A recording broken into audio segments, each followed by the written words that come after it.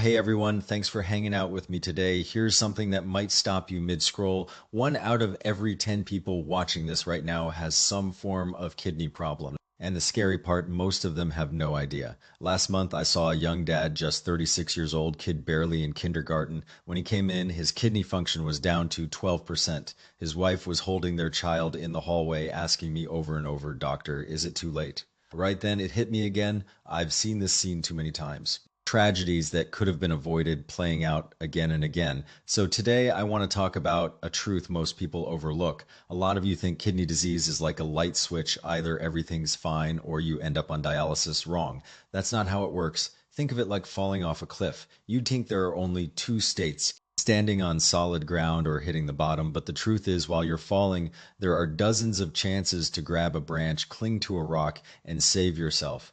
The problem is most people don't even realize they're already falling. Today, I'm going to share 5 daily habits that secretly hurt your kidneys, 2 hidden killers, 3 lab tests that actually matter, 1 eating principle, and 1 simple trick that could literally save your life. I'm not trying to scare you, but if you don't want to look back 10 years from now in a dialysis center with regret, please stick with me. Let's start with the most common habit and the one that worries me the most. People often ask me, "Doc, I'm so careful. Why are my kidneys still struggling?" Every time I hear that, I ask back, are you really? First habit, I bet 90% of you are doing this. You grab breakfast on the way out, maybe a latte and a breakfast sandwich from a coffee shop. The server pours steaming hot coffee into a plastic-lined cup, and off you go. Lunch comes in a plastic takeout container, and you pop the whole thing, lid and all, into the microwave. Dinner, instant ramen in a styrofoam cup 3 minutes later. You're eating while scrolling your phone. Sound familiar? I had a patient, let's call him James, 34, software engineer, lived like that every single day. When he came to see me, his creatinine was already at 2.1. I asked James, "What do you usually eat?" He said, "Oh, I'm careful, salad bowls. Healthy meal prep from the grocery store, no junk food." Then I asked him to show me his delivery app history. 7 days, 20 meals, every single one in plastic. I explained that plasticizers, especially when heated, especially with oily or hot food, leach right into what you're eating. He wasn't convinced at first, but everyone uses these. He said I just pointed at his lab results. That's the problem. So I asked him to switch to glass containers, bring lunch from home, reheat in glass. He grumbled about losing 10 minutes of sleep every morning. Then I asked him, would you rather lose 10 minutes in the morning or spend 4 hours 3 times a week hooked up to a dialysis machine? Long pause. Then he said, I get it. 6 months later, his creatinine had dropped to 1.5. Not perfect, but moving in the right direction. Think of your kidneys as 2 water filters inside you, processing about 180 liters of blood every day. If you pour chemicals into that filter day, how long do you think ITEL lasts? Those chemicals don't just disappear. Your kidneys have to push them out. 1 day, 1 year, maybe 10 years, you don't feel it. But your kidneys aren't made of steel. They get inflamed, scarred, and worn out over time. So here's my advice. Get a good stainless steel or glass lunchbox. One investment, 10 years of protection. That little bit of money now could save you a world of trouble later. We're talking the cost of a couple of Starbucks drinks. And if you're truly too busy, at least remember this, never microwave the lid with the container. Avoid putting super hot or greasy food in plastic, and if you use a plastic cup for hot coffee, let it cool down just a minute before pouring. That's a small habit that could save your life. All right, second habit, this one hits close to home for many of us. There's a belief in many cultures, if you feel weak, you need to supplement. Especially as we hit middle age, herbal teas, tonics, powders, pills, and hey, being proactive about your health is great. But here's the problem, many people overdo it and they do it wrong. Last year, I had a patient, let's call her Mrs. Chen. She was 63. Her daughter lived in a big city, made good money. And every time she visited, she brought a bag full of supplements. Cordyceps, bird's nest, protein powder, liver pills, kidney tonics, enzymes, Q10, you name it. Mrs. Chen felt she had to take them all, so every morning and every night, she'd swallow a handful. Then one day she started feeling achy, weak, and out of breath climbing 2 flights of stairs. Her creatinine came back at 2.7. I was shocked. Her daughter burst into tears. But these are expensive brands. How could this happen? I asked her to bring in everything. Filled an entire grocery bag. I went through each label, extracts, concentrates, preservatives, thickeners, artificial colors, you name it. And when you take all of them together, nobody knows how they interact. Your kidneys have to process all of that, plus whatever else is in those capsules. I told her daughter, "You love your mom, but she doesn't need these. She needs real food, gentle movement, and regular checkups." That's real care. Her face went pale. Did I hurt her all these years? I felt for her. You didn't know, but we caught it in time. Now we can fix it. Mrs. Chen stopped all the supplements, ate simple, whole foods, just regular meals, lighter cooking, lots of fresh vegetables. 3 months later, her creatinine was down to 2.1, still high, but moving in the right direction. There's an old saying, food therapy beats medicine therapy, and a peaceful mind beats food therapy. Meaning, no pill can replace a good meal, and no tonic can replace a good night's sleep. Now, I'm Western medicine doctor, but I've learned that traditional wisdom often gets this right.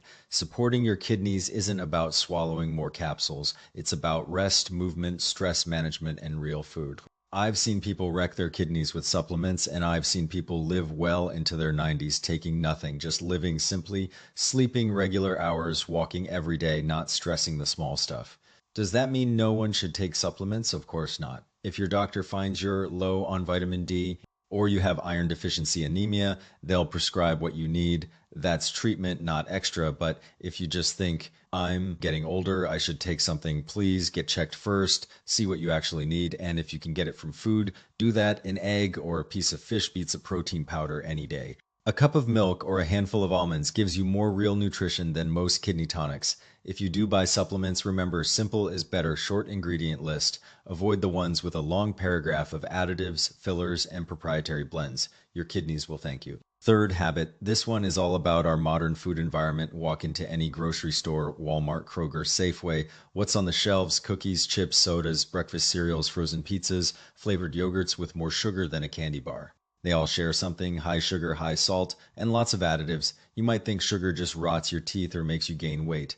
But sugar also hurts your kidneys. I had a patient, let's call him Mike, 38, owned a smoothie and juice shop. Busy guy, worked nonstop, and since he owned the shop, he drank his own product, 2 or 3 large sweet smoothies a day. He felt young and healthy. Then one day he noticed his urine looked foamy, like beer foam, and it didn't go away. That scared him. He came in and his urine protein came back at 3+ signs. I asked about his diet. Nothing special, he said, just a few smoothies, so I did the math. One large sweet smoothie can easily have 50 grams of sugar. 3 a day, 150 grams. The American Heart Association recommends adults keep added sugar under 25 grams a day for women, 36 for men. He was having 4 to 6 times that. Over time, blood sugar spikes, insulin works overtime, and your blood vessels take a beating. Here's the image I gave him. Imagine soaking a cloth in maple syrup. Eventually, that cloth gets stiff and brittle. That's what happens to your blood vessels, and your kidneys are nothing but tiny, delicate blood vessels. If your whole vascular system hardens, your kidneys can't stay healthy. He was stunned. I really had no idea. I thought smoothies were healthy. They can be. I said if they're mostly greens, fiber, and no added sugar, but yours were dessert. But he turned it around. Switched his shop to low sugar recipes. Quit the sweet drinks himself, switched to water and plain iced tea. 6 months later, his urine protein dropped to 1+ sign. Not perfect, but moving in the right direction. So here's my rule. Eat whole foods. Foods that look like what they came from. Rice, vegetables, fruit, chicken, fish, eggs, beans. If it comes in a crinkly wrapper or a box with a long ingredient list and you can eat it right away. Cookies, chips, instant noodles, sugary cereals, frozen dinners. Try to limit those. Not saying never.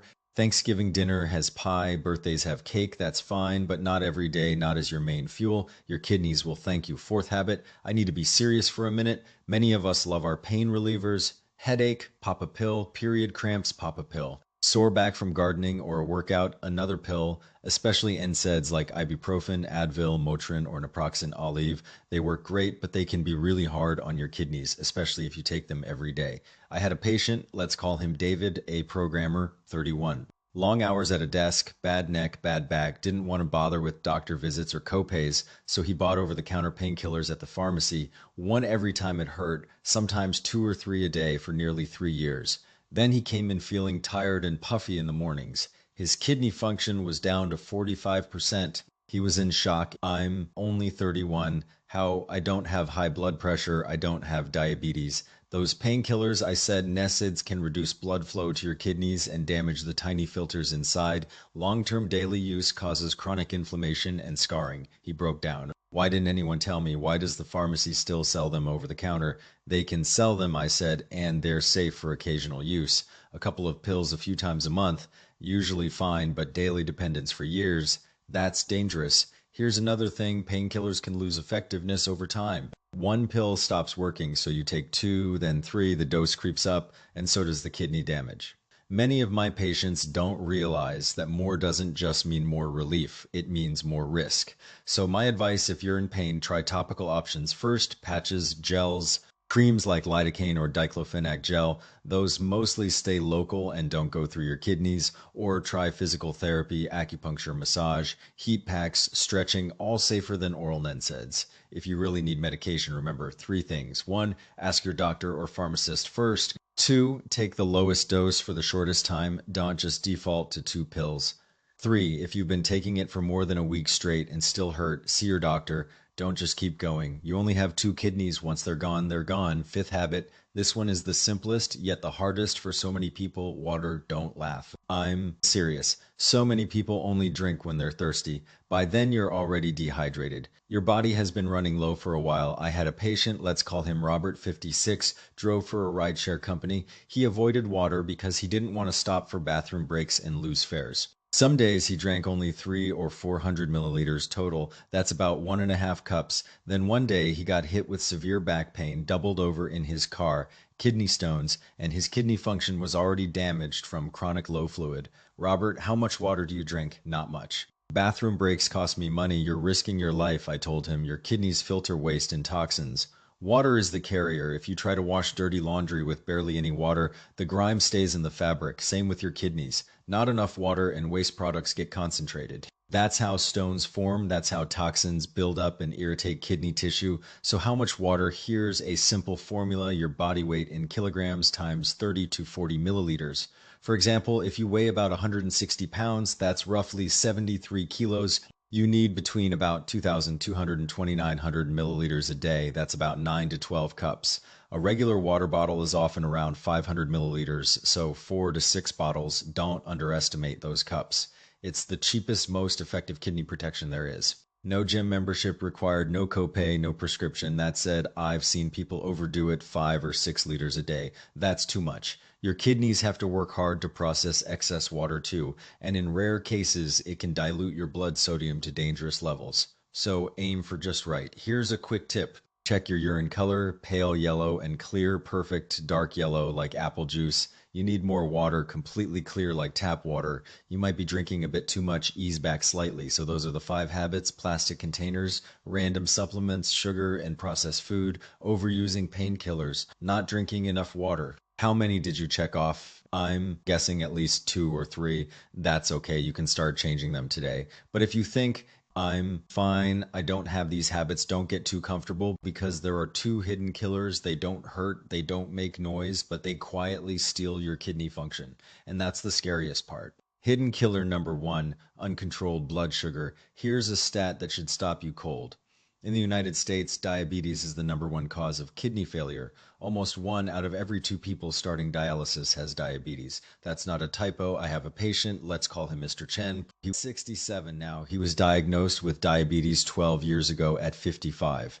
Right when he was still in his prime working years at first, he was diligent, took his metformin, watched his carbs, checked his blood sugar, but you know how it goes. Over time, he got complacent. His ASI crept up to 7.5, then 8. His fasting blood sugar ran around 150, 160. He thought, good enough. I feel fine, I told him, Mr. Chen. We really want your ASI under 7, ideally closer to 6.5 for a person your age without other complications. He said, Doc, that's too hard. I'm already eating pretty well. I don't want to be perfect. I sighed inside. 5 years later, he developed microalbuminuria, tiny amounts of protein in his urine, the earliest sign of diabetic kidney damage. 3 years after that, his eGFR dropped below 60. Last year, he started dialysis. Every time I see him in the center, he says the same thing. I should have listened to you back then. What can I say? I just tell him to take care of himself now. But it hurts. From diabetes to kidney failure usually takes 15 to 25 years. That's a long window, dozens of checkups, hundreds of chances to turn things around. But so many people don't take it seriously until it's too late. They think a little high is fine. They don't want to be extreme. Here's the image I give my patients. Imagine your blood sugar as honey. Normal blood flows easily. But when your blood is thick like syrup, it slowly candies your blood vessels, makes them hard, brittle, inflamed. Your kidneys are nothing but tiny blood vessels. If your whole vascular system is pickled in sugar, your kidneys can't survive. So if you have diabetes or prediabetes or it runs in your family, you need to do three things. Know your ASC, check your blood pressure at home, and get a urine microalbumin test every single year. That's the early warning system for kidney damage. Catch it early and you can still do something about it. Hidden killer number two, chronic inflammation. This one is sneaky because you can't feel it. It doesn't hurt. It doesn't show up on a home test, but it's quietly damaging your kidneys year after year. I had a patient. Let's call him Steve, 42, mid-level manager at a tech company, high stress, long hours, working over 70 hours a week, sleeping 5 hours a night, eating at his desk. He thought he was young and tough. Then his annual physical showed a high C-reactive protein, CRP, a marker of body-wide inflammation. I suggested we check his kidneys more carefully, and sure enough, his EGFR was borderline low and he had trace protein in his urine. He couldn't believe it. I don't smoke. I don't drink. I'm not overweight. How is this possible? You don't smoke or drink, I said, but you're chronically stressed and sleep deprived. Your body is in a constant state of low-grade inflammation. Imagine a tiny pilot light burning inside you all the time. Not a big fire, but always on. That slowly damages your blood vessels and organs. Your kidneys aren't spared. So taking care of your kidneys isn't just about food and pills. It's about sleep, movement, stress management, and emotional health. That stuff really matters. I know it sounds like soft advice, but the science is solid. Chronic stress raises cortisol, which raises blood pressure, and blood sugar, which damages kidneys. Poor sleep does the same. Now, you're probably wondering, how do I know if my kidneys are okay right now? Don't guess. Don't rely on feeling fine. Get checked. But when you get your lab report, and if you're over 35, you should have had a basic metabolic panel in the last year. What should you look for? Let me give you three key things. Number one, blood test. Look at creatinine and EGFR. Creatinine is a waste product from your muscles. Your kidneys filter it out. If it's high, your kidneys aren't keeping up normal ranges for adults. Roughly 0.5 to 1.2 milligrams per deciliter for men, 0.4 to 1.1 for women. But those numbers vary by lab, so don't panic at a single value.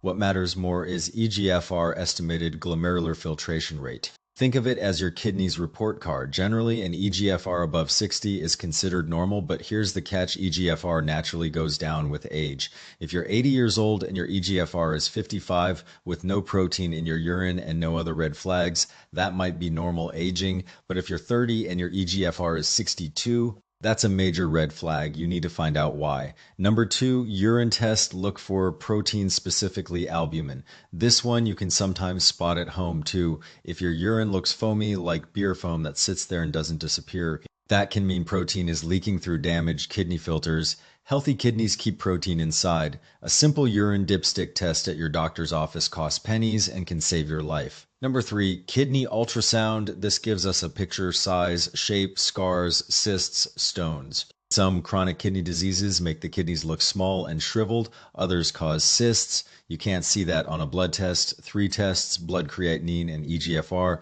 urine protein, and ultrasound if your doctor recommends it.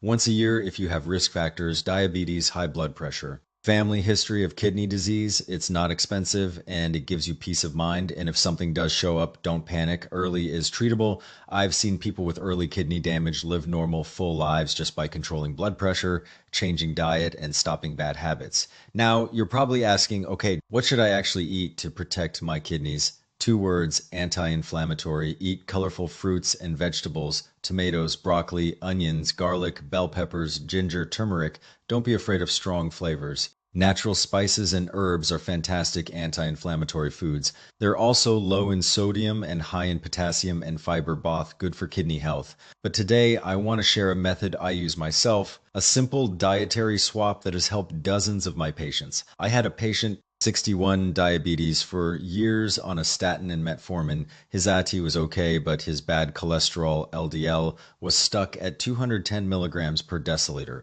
really high. High cholesterol damages blood vessels, and damaged kidney vessels mean kidney failure. He was anxious. Do I need a stronger statin? Should I ask for a referral to a specialist? I said, not yet. Let's try something simpler first. Go home and throw out that big jug of soybean oil or vegetable oil you've been using for years. You know, the one that's been sitting next to your stove. Replace it with cold pressed extra virgin olive oil. Cook with that, use it on your salads, and try to eat lighter, more vegetables, less fried food. He was skeptical, honestly. He looked at me like I was selling something, but he gave it a try. 3 months later, he came back for blood work. I pulled up his results and actually said, whoa, out loud. His LDL had dropped from 210 to under 70. His CRP, that inflammation marker, dropped by more than half. His energy was better. His morning stiffness was gone. All he did was change his cooking oil. No new medication, no expensive supplement. Why? It's about omega fatty acids. Modern American diets are loaded with omega-6 fats, soybean oil, corn oil, sunflower oil, safflower oil. They're cheap, they're in everything, salad dressings, mayo, crackers, frozen foods, restaurant fried food. A little omega-6 is essential, but too much promotes inflammation. Olive oil, especially extra virgin, is rich in omega-9 and polyphenols, powerful antioxidants that reduce inflammation, lower LDL cholesterol, raise HDL good cholesterol, and improve the health of your blood vessel lining. Healthier vessels mean happier kidneys. What about saturated fats like butter, lard, or coconut oil? Not forbidden, but keep them under 5 to 6% of your daily calories. That's about 13 grams on a 2,000 calorie diet, and trans fats, partially hydrogenated oils, margarine, commercial shortening, those are poison for your kidneys and your heart. Avoid them completely. Read labels. If you see partially hydrogenated anything, put it back. Here's a trick I personally love and use almost every morning: olive oil black coffee. I know coffee with olive oil sounds weird. The first time I heard about it, I made a face. But hear me out, black coffee itself is actually good for your kidneys. It's full of antioxidants, chlorogenic acid, polyphenols. Cafestal in filtered coffee. Multiple large studies have found that people who drink moderate amounts of coffee, 2 to 3 cups a day, have a lower risk of chronic kidney disease. It also improves blood vessel function. Adding olive oil, it tamps down inflammation, adds healthy fat that slows caffeine absorption, so less jittery feeling, and it's a vehicle for those polyphenols. Together, you get 2 kidney protecting benefits in 1 cup. How to make it: brew a cup of hot black coffee, add 5 to 10 milliliters. That's about 1 to 2 teaspoons of high quality extra virgin olive oil. Stir or whisk vigorously for 15 seconds until it emulsifies. You'll get a creamy foam on top, a little like a latte. It tastes smooth, nutty, and not greasy at all. I've served this to skeptical patients, and most of them actually like it, but, and this is a big but, you have to use the right oil. Don't buy cheap bulk, light, or pure olive oil. Those are often refined or mixed with lower quality oils. You want cold pressed and extra virgin on the label. Good olive oil smells grassy or fruity. When you taste it straight, you should feel a little peppery tickle in the back of your throat. That's the polyphenols. That's the good stuff. Yes, it costs more than the giant jug of vegetable oil, but you're not using it for deep frying. A good bottle lasts a while. I am not selling oil. I don't have any affiliate links. I don't have a brand deal. I just see too many people hurting their kidneys with cheap, inflammatory oils, and I see amazing turnarounds when they switch. If this tip helps you, I'm genuinely glad. Okay?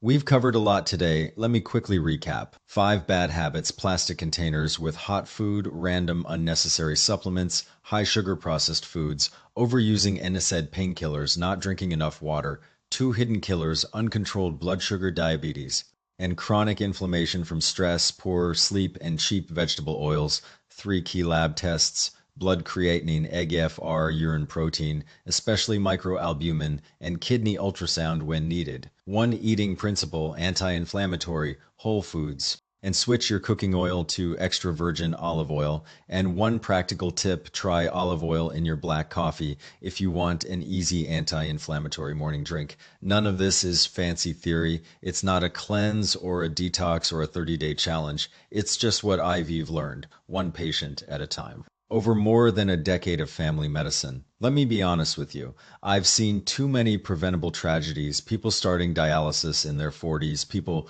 waiting for a kidney transplant in their 30s, people who never got a simple urine test, never knew their blood pressure was high, never realized their little bit of sugar was slowly killing their kidneys. Every time I think if only they had known earlier, if only someone had sat them down and explained it plainly, if only they had made one or two small changes back when it was easy. You know what breaks my heart the most? Not the disease itself. It's when a patient looks at me from a hospital bed or a dialysis chair and says, "Why didn't anyone tell me?" So today I spent all this time longer than my usual videos because I want to be the one who tells you I don't expect you to change everything overnight. That's not realistic. You have a job, a family, a mortgage, car payments, soccer practice, parent-teacher conferences. Life is busy. I get it. Just pick one or two things. Swap your plastic food containers for glass. Switch your cooking oil. Add an extra glass of water in the afternoon. Set a bedtime alarm. Ask your doctor for a simple kidney check at your next physical. Small changes stacked over time protect your kidneys. You don't have to be perfect. You just have to start. Your kidneys are silent heroes. They don't complain. They don't hurt. They don't send you little text messages saying, "Hey, we're struggling here." They just work for you quietly.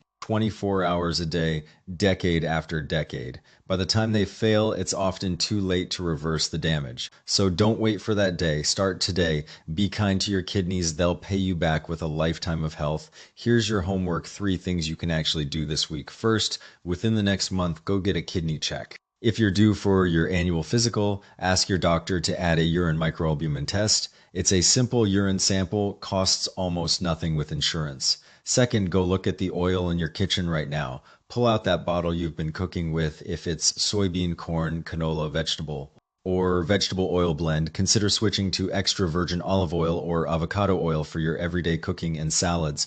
You don't have to throw the old bottle away. Use it up, then replace it. Third, set an alarm on your phone for every 2 hours that says water. Just one glass. Try it for 1 week. See how you feel. Most of my patients are surprised at how much better their energy and focus get. Let it become a habit. None of these are hard. None of them require a gym membership, a special diet delivery service, or a big budget, but they could change your life. I've seen it happen. All right, that's it for today. I hope this was helpful. If you're trying any of these tips, drop a comment below. I read them. If you have a question about your own situation, talk to your doctor. That's what we're here for. Remember, the best way to treat a disease is to prevent it, and prevention lives in your daily choices, not in a hospital, not in a prescription bottle, not in a supplement jar. In your kitchen, your water bottle, and your sleep schedule. Take care of yourselves, be well, and I'll see you in the next video. This is for educational purposes only. Always consult your own doctor before making changes to your health routine. If you're dealing with any health concerns, please schedule a visit with your primary care doctor. I'm here to help you understand the science, not replace professional medical advice.